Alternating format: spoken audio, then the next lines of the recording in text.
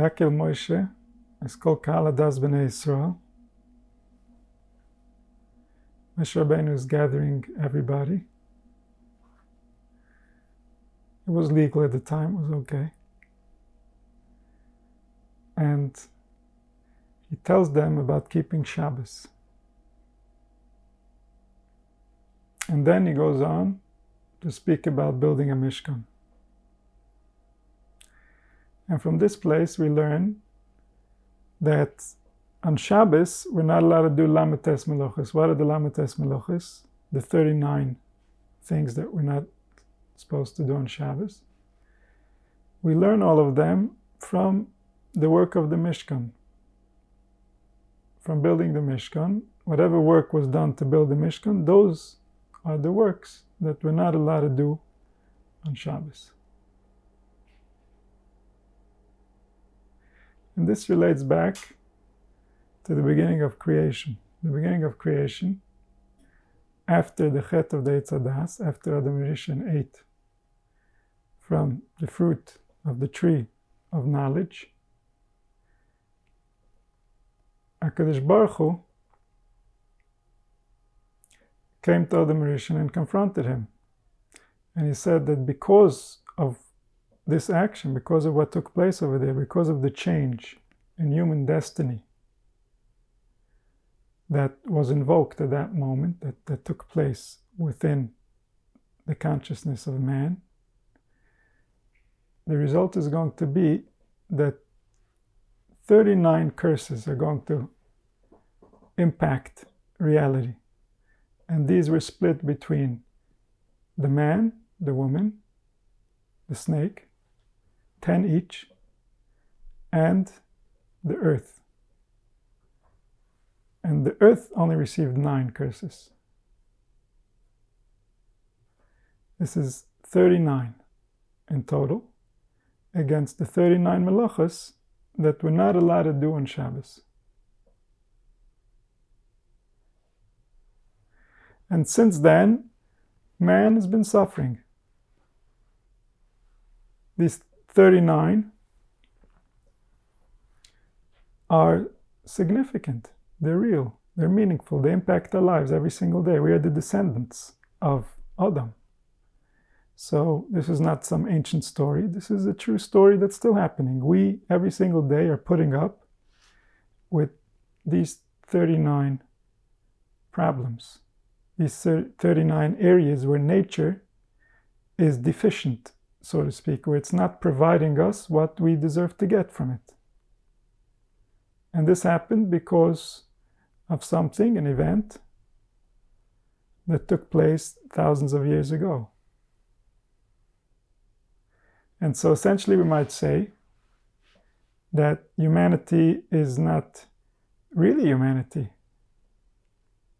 because in order to be what we were created to be, we would have to see life where those 39 areas are resolved. And this is why we're not supposed to do them on Shabbos. Meaning, on Shabbos, we represent a reality where those curses no longer apply. And therefore, when those curses no longer apply, we get to enjoy and rest and be merry, because we have nothing in the world that is lacking. Everything has been fulfilled. Everything has been taken back to its original condition. And this is the concept of the Lametes Melachos and Shabbos. 39 different curses that we are going to be relieved of when the time comes. And so in order to remember that, in order to know that, so every week on the 7th day, which represents the 1,000 years coming after the 6,000 years that we're currently passing, there's going to be a Yom Shikul Shabbos. There's going to be a time where all these different things that were plaguing humanity are going to disappear. They're never going to come back. Humanity is going to evolve to a place where that's no longer going to happen. And this is not miraculous. This is simply nature evolving, just like a child evolves and he can do things when he's an adult that he couldn't do as a child. He can understand things and take care of things that he wasn't capable of when he was younger. The same way humanity, it is evolving, it's growing, it's understanding, it's realizing, it's becoming aware. And so at a certain level of awareness, it will not cause for itself damage and problems that it did in a previous level of awareness. And so part of this evolution is a certain realization that will restore our ancient glory, that will allow us to be without anything that's interfering with our being. And so this is why we learn these melachos from the Meleches HaMishkan. What is the Meleches HaMishkan? Preparing a place where the divine unity can reside. And so these exact melachos that it takes to prepare a place where the divine unity can reside, those are the exact melachos that we won't have to do once the divine unity will reside within our people. And so we're talking about becoming aware of something deeper within creation. When we ate from the eight adas, when we ate from the tree of knowledge, we started looking at life as an obstacle course. And we were going to try to outsmart all the obstacles. But originally, life was not designed to be an obstacle course. Life is not an obstacle course. In fact, we're our only obstacle. Everything else works according to seasons, according to procedures and processes and cycles that have been designed by the ultimate designer. And everything works in perfect harmony. The only time that the harmony gets disturbed is when human beings who have been artificially trained through language start forcing their understandings, their way, onto other human beings who have been indoctrinated differently, or maybe not even indoctrinated. And so humanity, as they try to outsmart reality, outsmart nature in order to make their lives better, they end up creating obstacles for themselves, and they end up making their lives more stressful and more complicated than it needs to be. And since the human brain was designed for a specific function, for a specific level of complexity, for a specific lifestyle, just like all the other animals who have a brain designed for their lifestyle, when we create artificial challenges, artificial obstacles, then we're not allowing the brain to rest in the way that it was designed to rest. We're not allowing it to find comfort. And so this is very meaningful. You know, when we assume that we're going to go after something and then in 20 years and 30 years we're going to have it, and that's going to make everything worthwhile, our nature was not designed that way. We were never designed to habitually sacrifice our entire lifetime just so we can have the currency to survive. And so something inside of us, something inside of our nature, gets offended. And this is because we have specific needs that we're designed to pursue. Just like physically, we need food. If we don't have food, we can't survive. As smart as we might be, as enlightened as we might be, there are still realities that we have to realize and we have to provide for ourselves. And if we don't, then we are lacking. Then our life is not fulfilled. And we feel, something inside of us knows that. And the same way, there are spiritual needs. There are feelings. There are certain chemicals that need to be released within us in order for us to find peace, in order for us to find comfort. And when those are not available, then we don't feel right. So if we're running and running for 20 years in order to attain something, eventually, while we're doing that, we're not receiving our spiritual needs. Our spiritual needs are not being met. And that's going to cause disharmony in a very similar way to when our physical needs are not met. And so, when we started looking at life in the wrong way, life started happening in the wrong way. And in order to explain that there's a right way,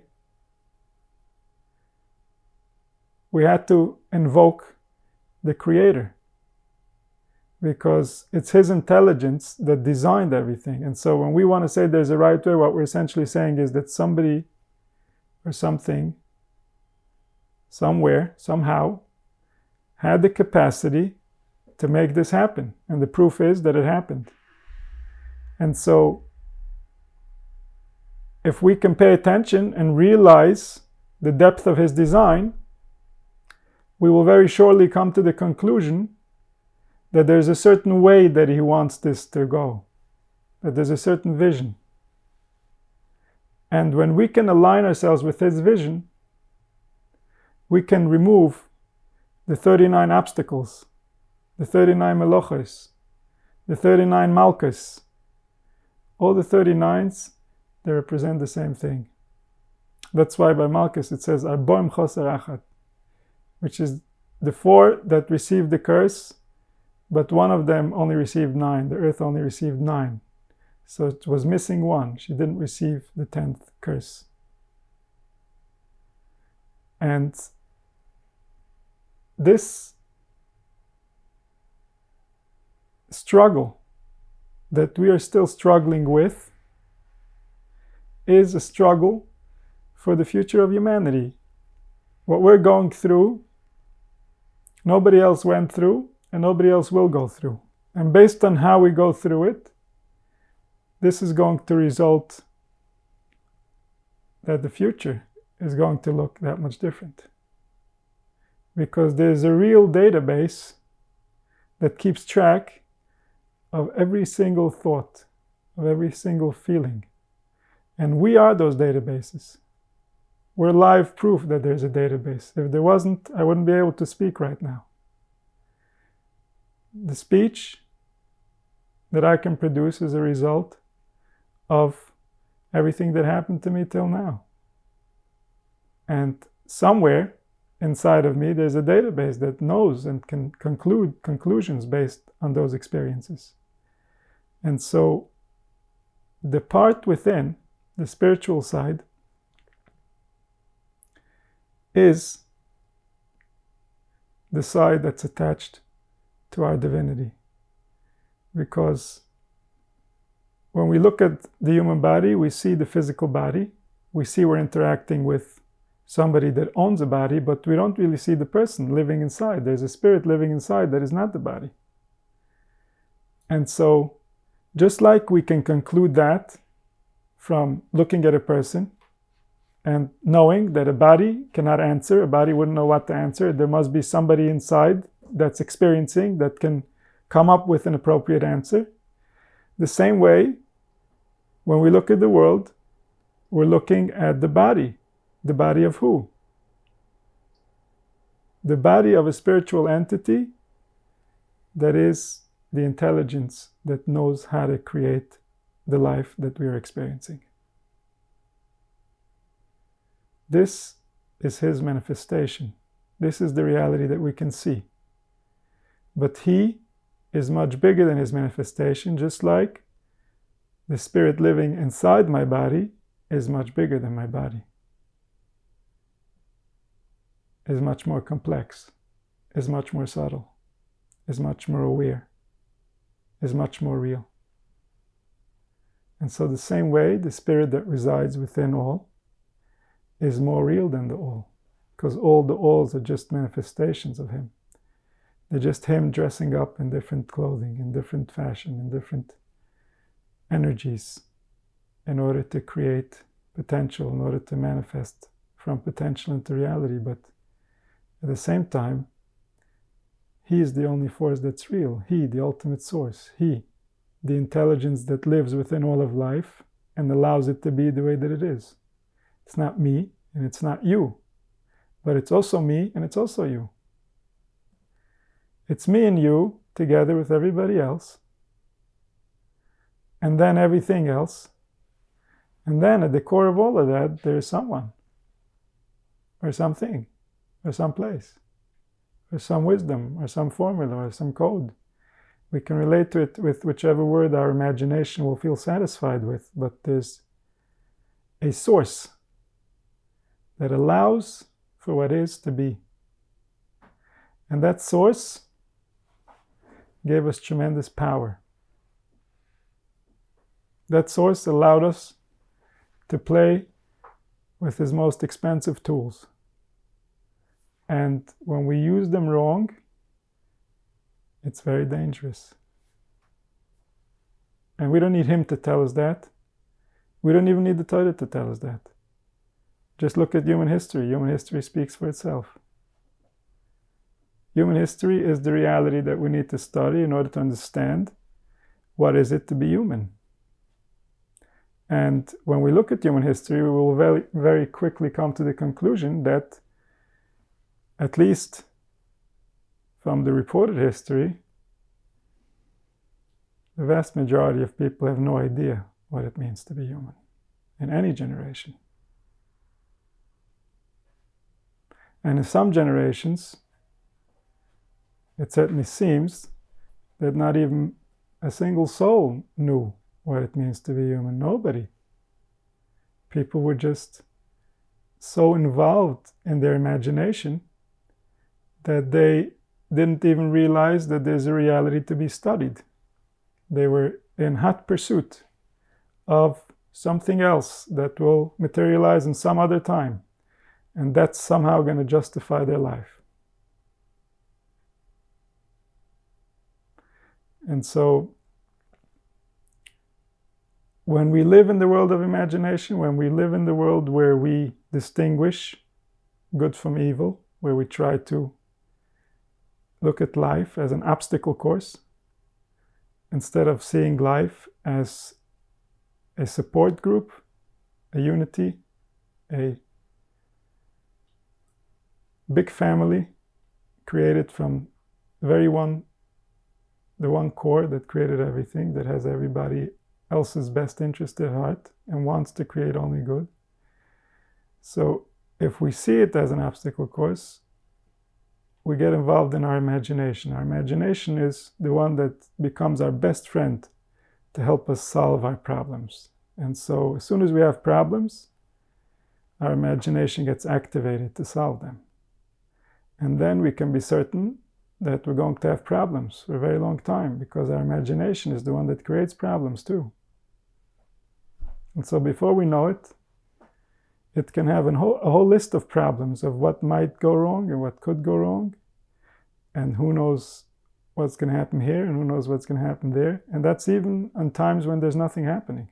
Imagine when real things are going on, how wild the imagination can go, and the different scenarios that it can paint that are not real.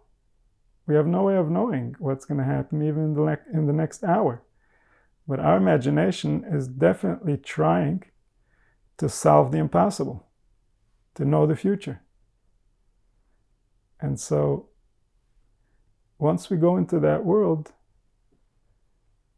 that's the world where the 39 curses wait for us, in the world of good and evil, in the world where we try to negotiate with reality, where we are not reality, something else is reality, and we're negotiating with it. And so, on Shabbos, we come back to reality. Throughout history, people kept saying that the Jews are running away from reality with Shabbos. But to us, Shabbos is a time to come back to reality. The reality is inside of us. That's why the Zohar says Shabbos represents the heart. Shabbos represents the Pnimius. Shabbos Kodesh Nefashos Yisrael. We come back to reality, away from the imagination. 6 days we imagine, together with everybody else. And on Shabbos we rest, we come home. Vayinofash, the nefesh becomes alive, the soul comes back to itself. And this is the concept of the Mishkan. That HaKadosh Baruch Hu, Tzur Levavi V'chelki, Elikim Lo'olam, HaKadosh Baruch Hu Libon Shel Yisrael. HaKadosh Baruch Hu is the heart of Klal Yisrael. So the Mishkan represents the heart of Klal Yisrael, becoming the most important thing in all our worlds. That the human heart,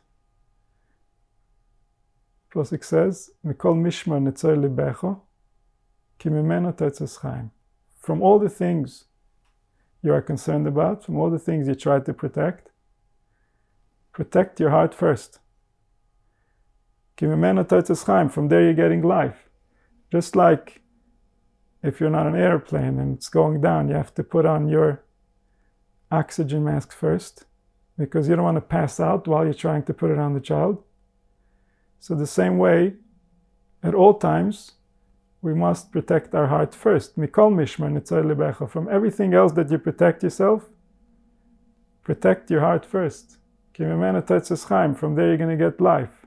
If your heart's not in it anymore, if your heart is not functioning properly, then everything else that you're worried about might actually end up going wrong.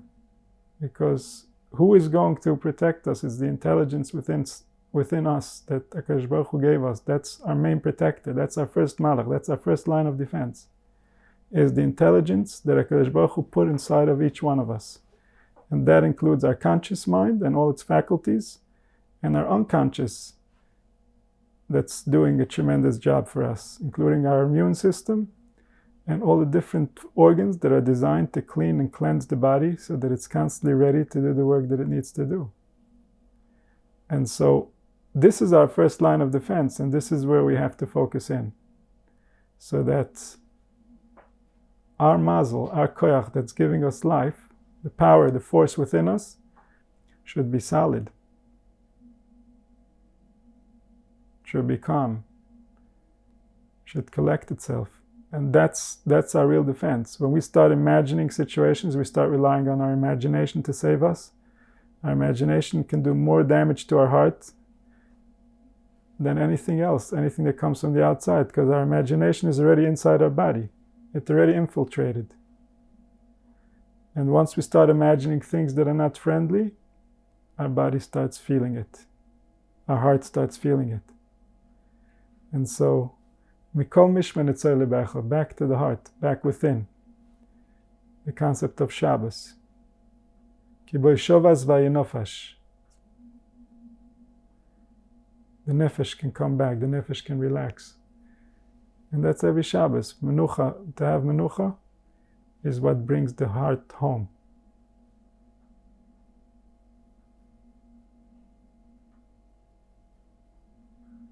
And then, like it says in the Sheshis and Bereshis, when it came Shabbos, like HaKadosh Baruch Hu said, Elomi, Elomi, my world, my world. Halvai v'tiyeh malas chen lefonai, Tomid, I wish that you would be looking so graceful all the time, like you do for me right now, when she was still perfect. And so, we want to go to that place where HaKadosh Baruch Hu feels proud of his world. We want to go to that place where the world is ma'alechein be'enei HaKadosh Baruch Hu. Because if the Creator is happy with it, then obviously it means that all of creation is happy with it. The Creator can never be happy when creation is not happy. And you see this even by the Mitzrayim. Like when the Yamsef was killing the Mitzrayim, HaKadosh Baruch Hu didn't allow the Malachim to sing Shira. He didn't allow the angels to sing. Because Masa Yodai Tovim Bayom Ba'atem Shira, my handiwork, are sinking in the seas, and you think it's a time to sing? And so that teaches us his attitude. He cares about all of us, the kind ones, the cruel ones, and everyone in between. But at the end of the day, he will have his way. We're either going to figure out how to surrender to his way, or he's going to figure out a way to convince us, because it's his. It belongs to the truth. And we can imagine all we want, but at the end of the day, we were somebody before we started imagining, and only that somebody is real. And all the imaginations are just titles and dresses and coverings and obstacles. And we have to find the core. We have to find the truth. We have to find the real one.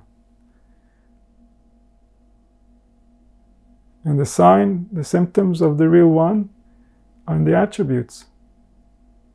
Rachum, v'chanun, erech apayim, merciful, kind, generous, compassionate.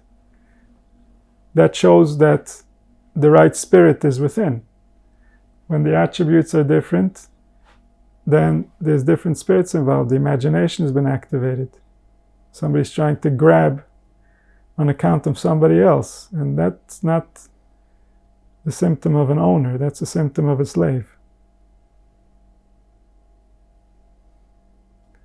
And so we should all be Zohar. Kadosh Baruch Hu should rectify his world, should heal his world, should unite his world.